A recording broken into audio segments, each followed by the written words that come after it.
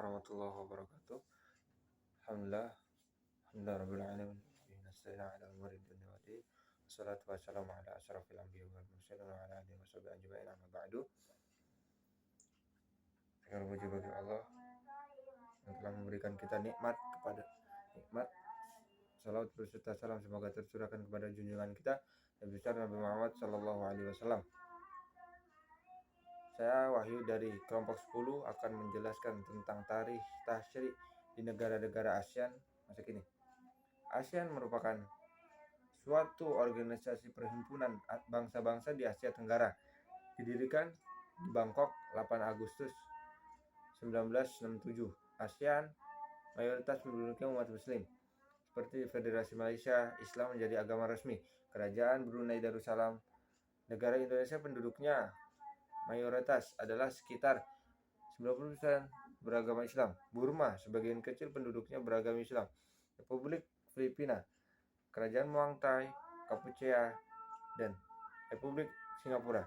Dari segi jumlah hampir terdapat 300 juta jiwa orang di seluruh Asia Tenggara yang mengaku Muslim. Berdasarkan kenyataan ini, ASEAN merupakan satu-satunya wilayah Islam yang terbentang dari Afrika Barat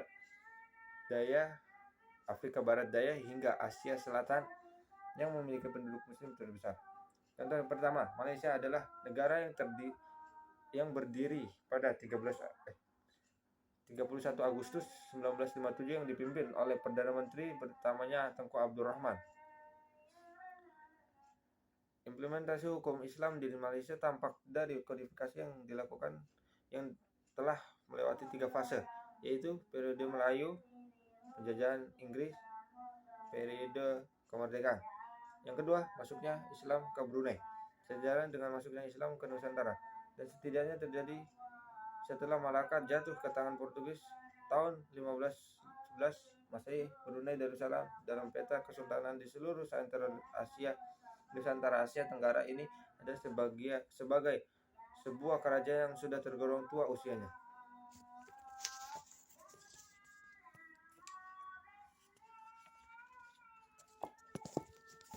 Contoh yang ketiga, Filipina adalah negara kepulauan dengan 7.107 buah pulau. Penduduknya yang berjumlah 47 jiwa menggunakan 80 dialek bahasa yang berbeda-beda, mencerminkan banyaknya suku dan komunitas etnis. Islam telah mempunyai sejarah yang panjang di Filipina. Sejak zaman kolonial, masyarakat muslim di bagian selatan tercatat sebagai masyarakat yang mampu mempertahankan diri dari Spanyol selama 300 tahun.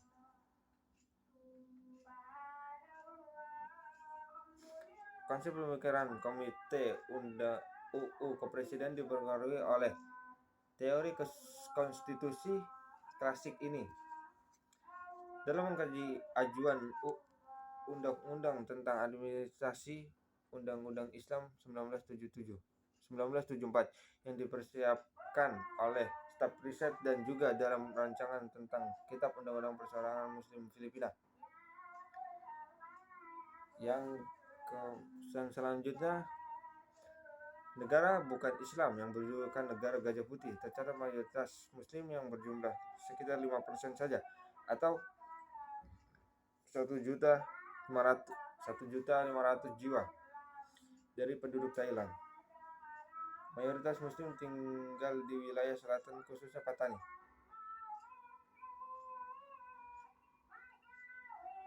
Daerah-daerah tersebut awalnya merupakan bagian dari sebuah kerajaan Melayu Islam, Patani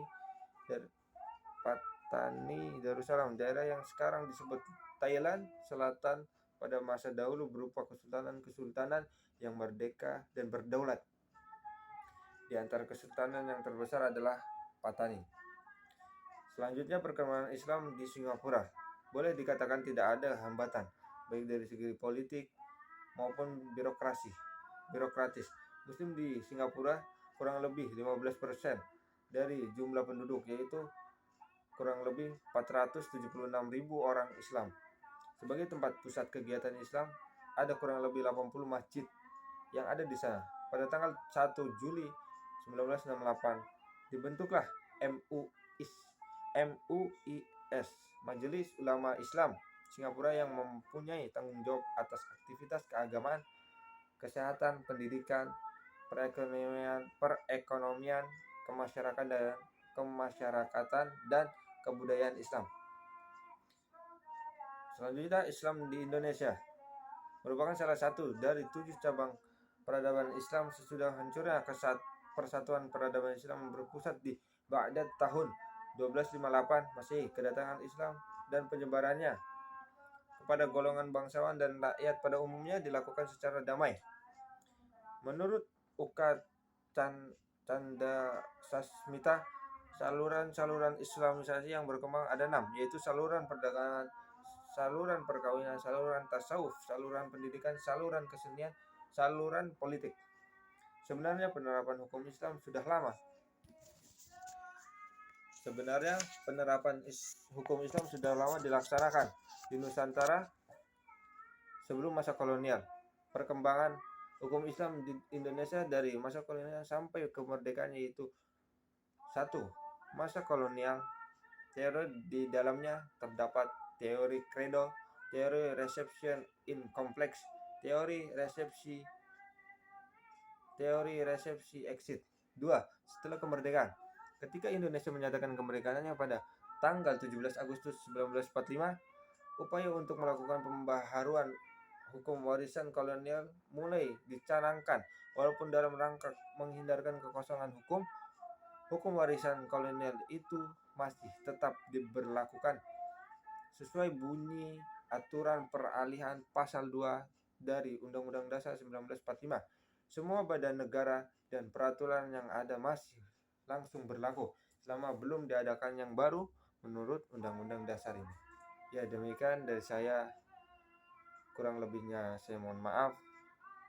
Wabillahi taufiq wal hidayah. Wassalamualaikum warahmatullahi wabarakatuh.